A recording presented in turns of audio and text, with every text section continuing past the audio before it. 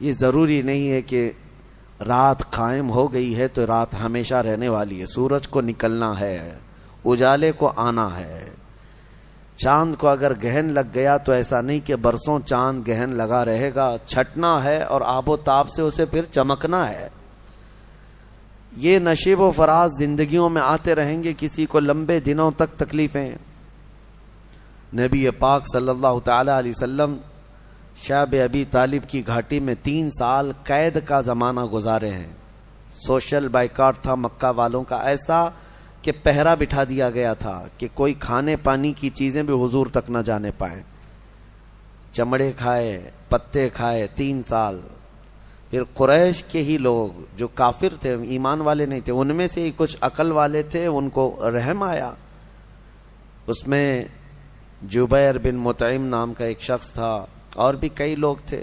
یہ آ کر کے مکہ میں حرم پاک میں وہ ایگریمنٹ انہوں نے پھاڑ ڈالا جو حضور پاک صلی اللہ تعالی علیہ وسلم کے بائیکاٹ کے متعلق سارے مکہ والوں نے مل کے بنایا تھا. حالات ایسے تھے کہ حضور پاک صلی اللہ تعالی علیہ وسلم کے سارے گھر والے اس تکلیف سے گزرتے رہے. لیکن کیا یہ شعب ابی طالب کی گھاٹی کا قید ہمیشہ رہا؟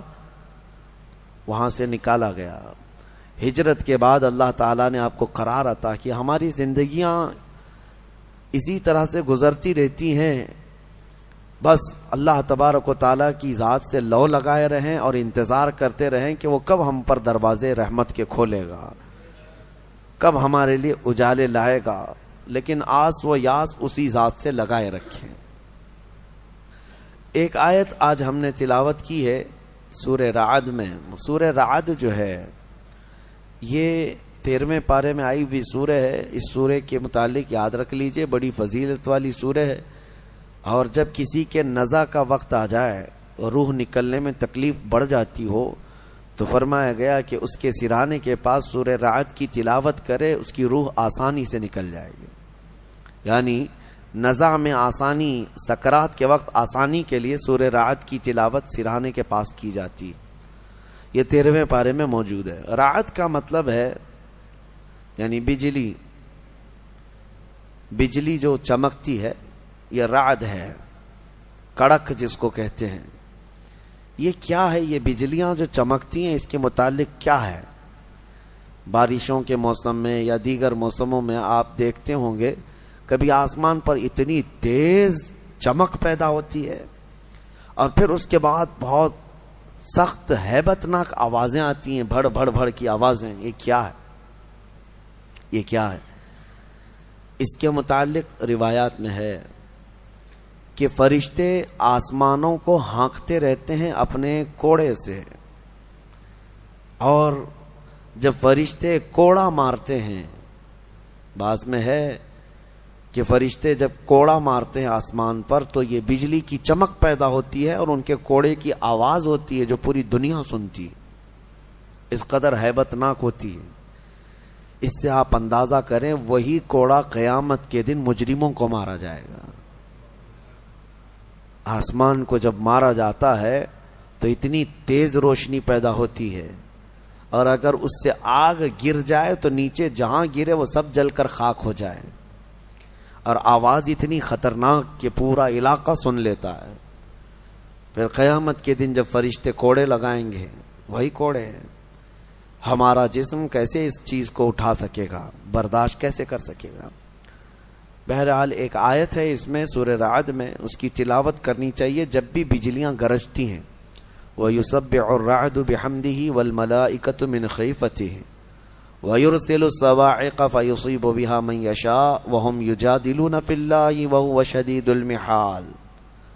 اللہ فرماتا ہے یہ کڑک اللہ کی تسبیح بیان کرتی ہے، اس کے حمد کی، اور فرشتے خوف کھاتے ہیں، ڈرے ہوئے ہوتے ہیں. اور اللہ فرماتا ہے یہ بجلیاں اللہ چھوڑ دیتا ہے، جسے چاہے جا کر کے لگ جاتی ہیں. یعنی یہ کرنٹ جو چلتا ہے بجلی کوڑے مارنے کے بعد، یہ دنیا میں کہیں نہ کہیں گرتی ہے اور جس کو چاہے وہ بجلیاں جلا کر خاک کر دیتی ہیں. اللہ تبارک و تعالیٰ نے اس کا ذکر اس سورہ میں بیان فرمایا. اسی سورہ میں ایک آیت ہے، اللہ فرماتا ہے ان اللہ لا یغیر ما بقوم حتی یغیروا ما بانفسہم، بے شک اللہ تعالیٰ اس وقت تک کسی قوم کی حالت نہیں بدلتا جب تک وہ قوم خود اپنی حالت بدلنے کی فکر نہ کرے۔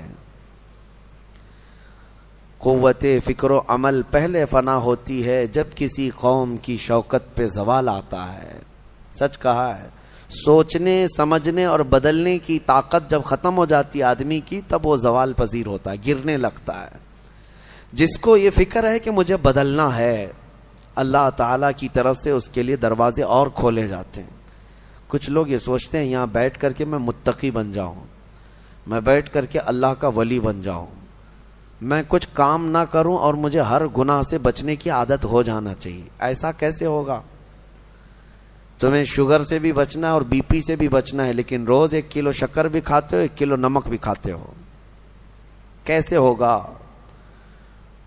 تمہارا خود کا عمل، تمہاری کوشش جب تک نہ ہوگی، اللہ تعالیٰ فرماتا ہے ہم نہیں بدلیں گے ان کی حالتوں کو۔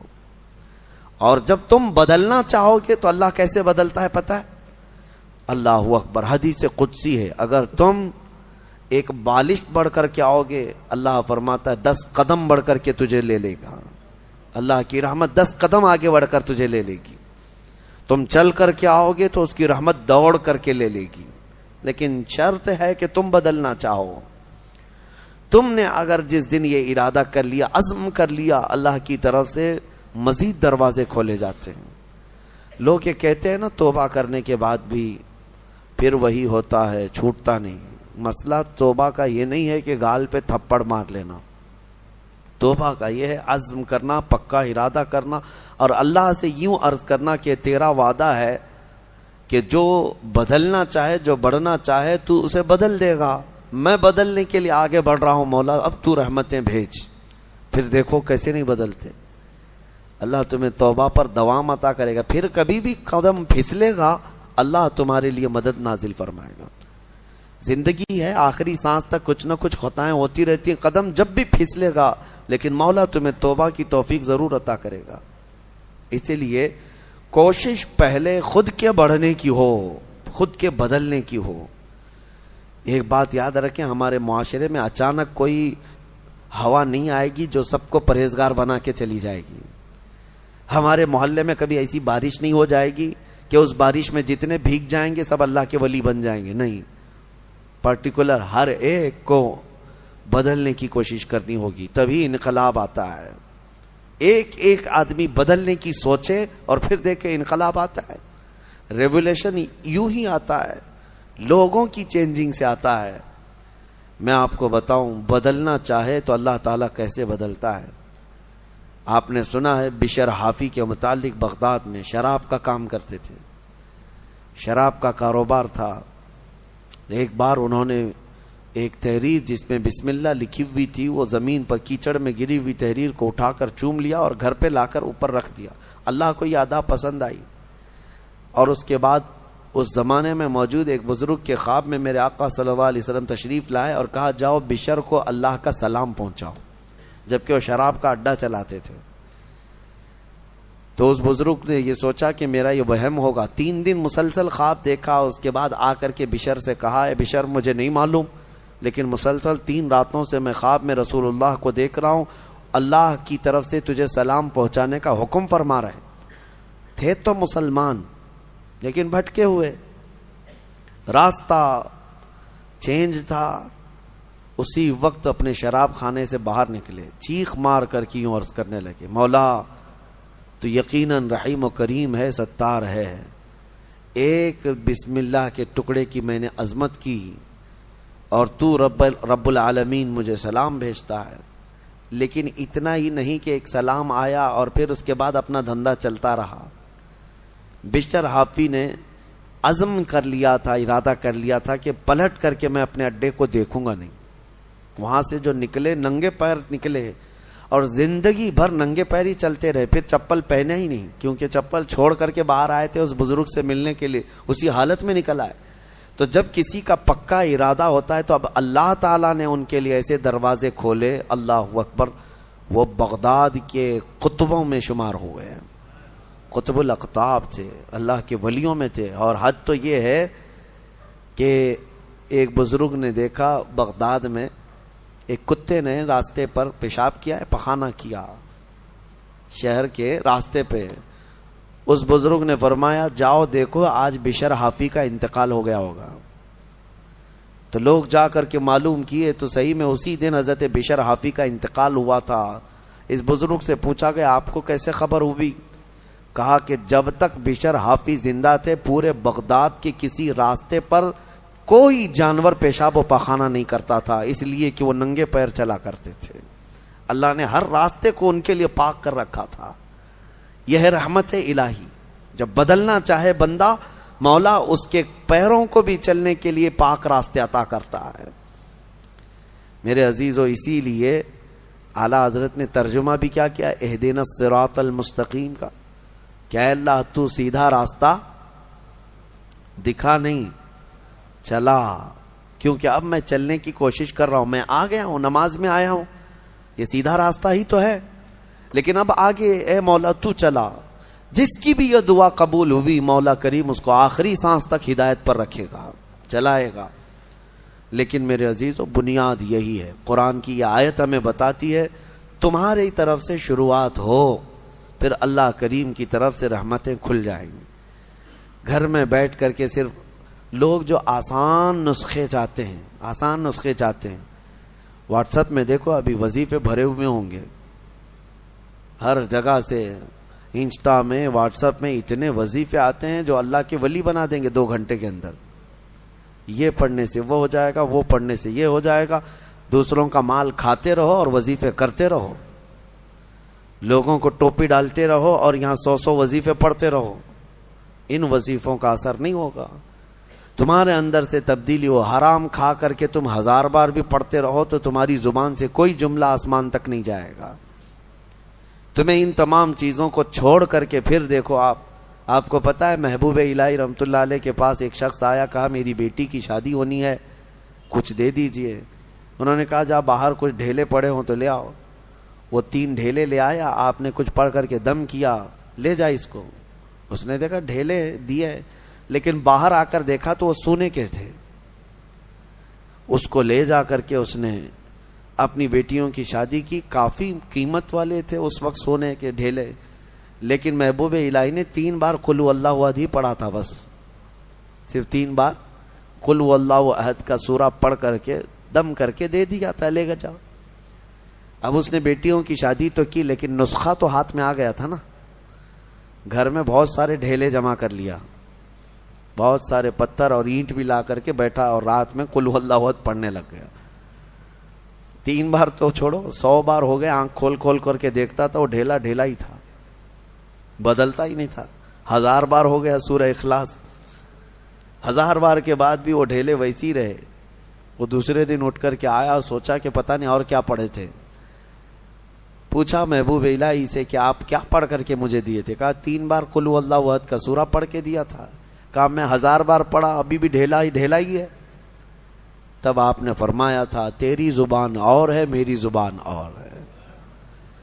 اللہ کریم اس کے ان بندوں کی ہر بات کی لاج رکھتا ہے جو اس کے لیے بدل جاتے ہیں، اس کے لیے چھوڑ دیتے ہیں ہر چیزیں. یقیناً آج آپ کے لیے بھی بہت ساری ہیں دعائیں آپ کی مستجاب ہوں گی، اللہ آپ کی زبان میں اثر عطا کرے گا. اس کے لیے کچھ چیزیں چھوڑنے کی کوشش کرو. اس کے لیے کچھ نہیں بلکہ بہت ساری چیزیں چھوڑنا ہے. حرام چھوڑنا، میں آپ کو بتاؤں، یہ تو مسلمان کے لیے فرض ہے. بعض لوگ یہ کہتے ہیں میں شراب نہیں پیتا، پرہیزگار آدمی ہے، چوری نہیں کرتا، پرہیزگار آدمی ہے، جوا نہیں کھیلتا، پرہیزگار آدمی. نہیں، شراب نہیں پیتا، جوا نہیں کھیلتا، چوری نہیں کرتا، پرہیزگار نہیں، مسلمان ہے بس. مسلمان ہے بس. شک کی چیزوں سے بھی بچتا ہے تب پرہیزگار ہے. حرام چیزوں سے بچتا ہے تو مسلمان ہے. مسلمان کے لیے اتنا تو کرنا ہی ہے.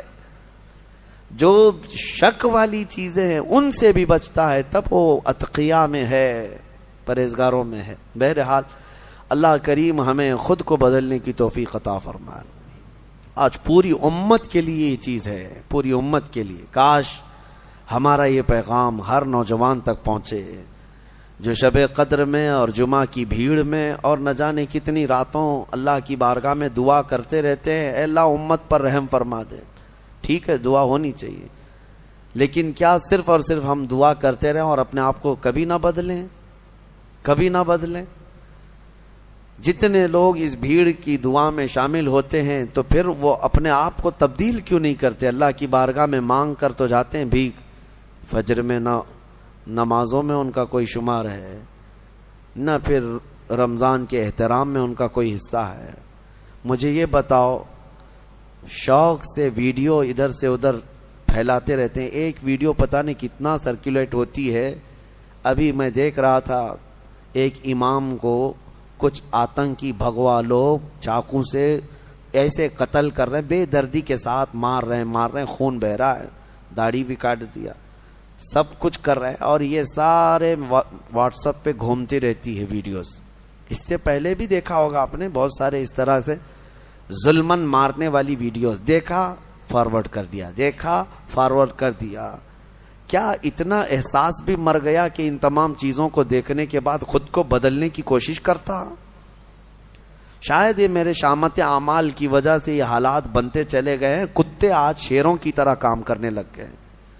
وہ ہیں کتے ہیں لیکن وہ ڈرا رہے ہیں ایسے جیسے کہ شیر ہوں، اور جو محمد عربی کے شیر تھے وہ ایسے سوئے ہوئے ہیں، ایسے سوئے ہوئے ہیں کہ وہ بدلنا نہیں چاہتے. اسی لیے شاعر نے بہت پہلے ایک بات کہی تھی، جگہ جگہ کے تھک چکے ہیں تمہیں یہ ہنگامے ہیں.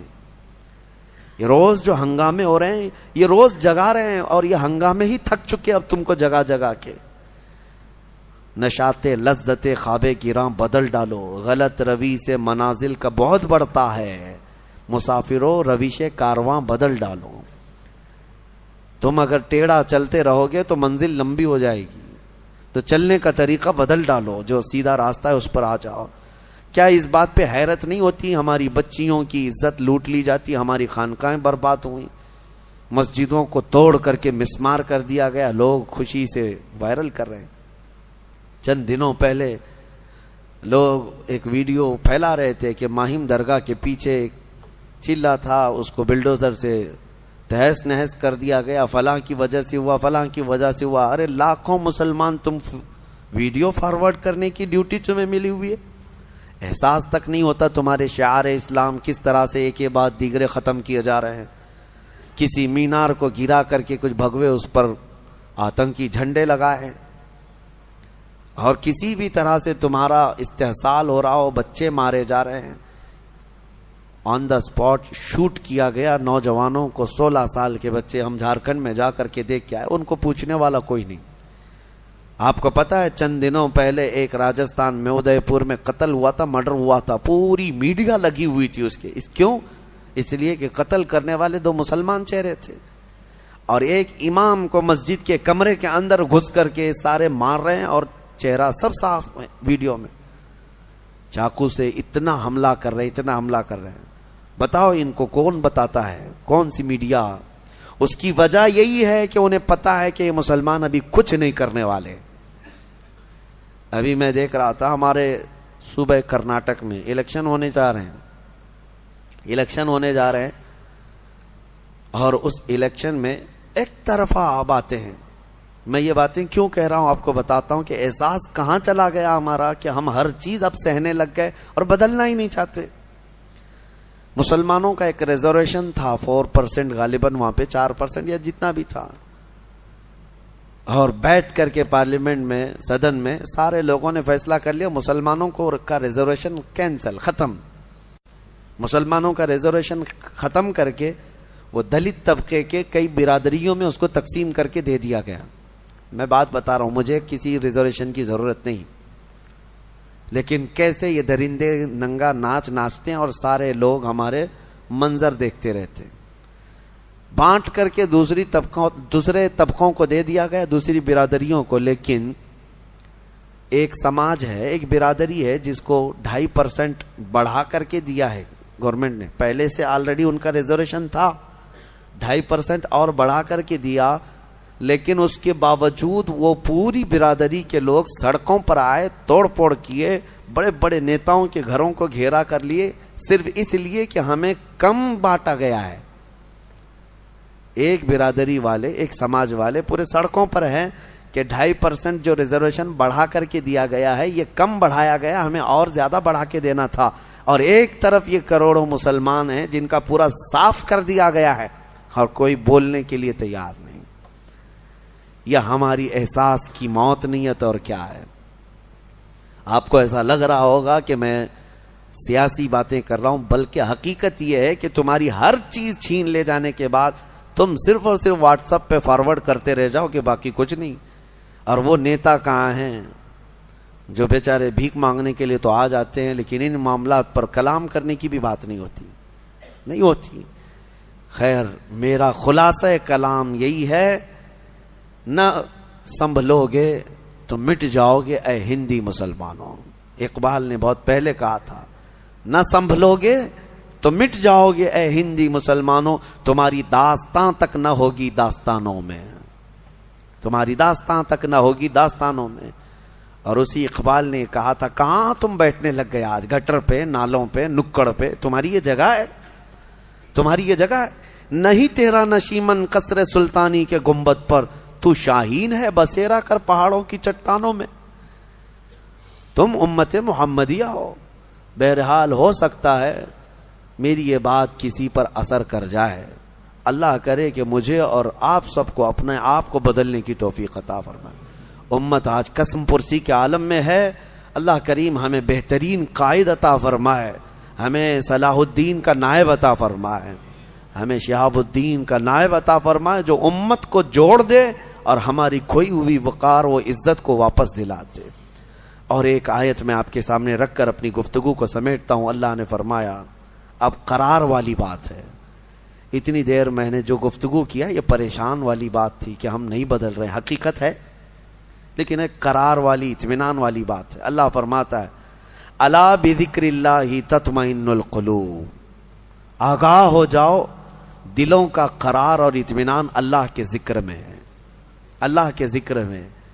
اللہ کا ذکر صرف یہی نہیں ہے کہ اللہ اللہ اللہ کریں. آپ مسجد میں بیٹھے, یہ بھی اللہ کا ذکر ہے, اللہ کا ذکر ہے.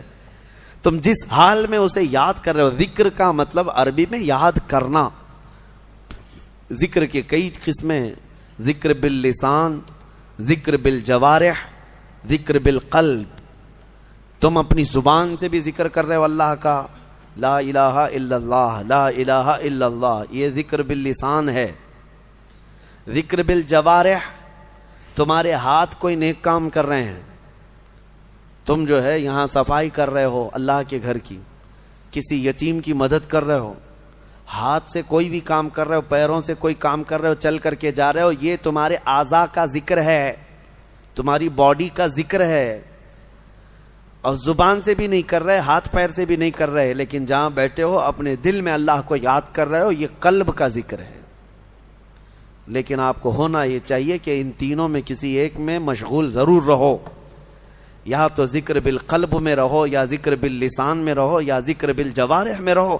کسی بھی ذکر میں رہو گے, بدلہ کیا ہے؟ اللہ فرماتا ہے فَاذْكُرُونِي أَذْكُرْكُمْ, تم مجھے یاد کرتے رہو گے, میں تمہیں یاد کروں گا. اور اس کے یاد کرنے کا طریقہ یہ ہے, تفسیر میں فرمایا گیا, تم اگر اس کو تنہائی میں یاد کرو گے تو وہ مجمع میں یاد کرے گا. تم اگر انسانوں کے مجمع میں یاد کرتے ہو اللہ کو, تو رب تعالیٰ فرشتوں کے مجمع میں تمہیں یاد کرتا ہے. اور جب تم رات کی تنہائی میں دنیا میں اسے یاد کرتے ہو تو اللہ کب یاد کرتا ہے؟ جب تم قبر کی تاریک وادی میں پہنچ جاؤ گے, رب تبارک و تعالیٰ تمہارے چرچے فرمائے گا.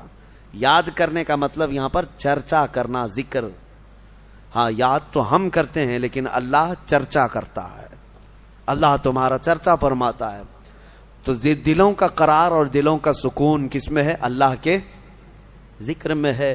جب دل بے قابو ہو جائے تو زیادہ سے زیادہ استغفار پڑھو اور اللہ کا ذکر کرو. اللہ ہمارے دلوں کو اطمینان عطا فرمائے اور ہمارے دلوں کو سکون عطا فرمائے. اور ایک بات یاد رکھیں, جس دل میں ذکر الہی نہ ہو وہ دل جو ہے گناہوں کی آماجگاہ بن جاتا ہے, کالا ہونے لگ جاتا ہے. کثرت سے اللہ کو یاد کرو، اور دل اگر کسی کے لیے دھڑکتا ہو تو وہ محمد عربی کے لیے دھڑکتا ہو صلی اللہ علیہ وسلم. اور جس دل ان کی محبت نہیں ہوتی، بلے شاہ میاں رحمۃ اللہ علیہ فرماتے ہیں اس دل میں کتے بستے ہیں. حضور کی محبت نہ ہو، اللہ کا ذکر نہ ہو تو اس دل میں کتے بستے ہیں. دل ہے وہ دل جو تیری یاد سے معمور رہا، سر ہے وہ سر جو تیرے نام پہ قربان گیا. اللہ کریم ہمیں وہی دل عطا فرمائے جس دل کے بارے میں مولانا روم فرماتے ہیں. مولانا روم کیا فرماتے ہیں؟ کعبہ بنائے خلیل اطہر است و دل گزرگاہ رب جلیل است. خانہ کعبہ یہ ابراہیم علیہ السلام کی بنائی ہوئی عمارت ہے، اور دل خود رب ذوالجلال کی گزرگاہ ہے. قلب المؤمن عرش اللہ، مومن کا دل اللہ کا عرش ہے. اللہ کا عرش ہے یہ تمہارا دل، اور اس کو پاک رکھو تو اللہ کے ذکر سے پاک رکھو. اللہ کریم کہنے سننے سے زیادہ عمل کی توفیق عطا فرمائے، اور قرآن عظیم کی تفاسیر پر ہمیں عمل کی اور اس کو عام کرنے کی توفیق عطا فرمائے. جتنی آیات بینات ہم نے پڑھی ہیں، اس میں جہاں غلطیاں کوتاہیاں کمیاں بیشیاں ہوئی ہوں، اللہ اپنے فضل و کرم سے معاف فرمائے. وآخر دعوانا ان الحمد للہ رب العالمین.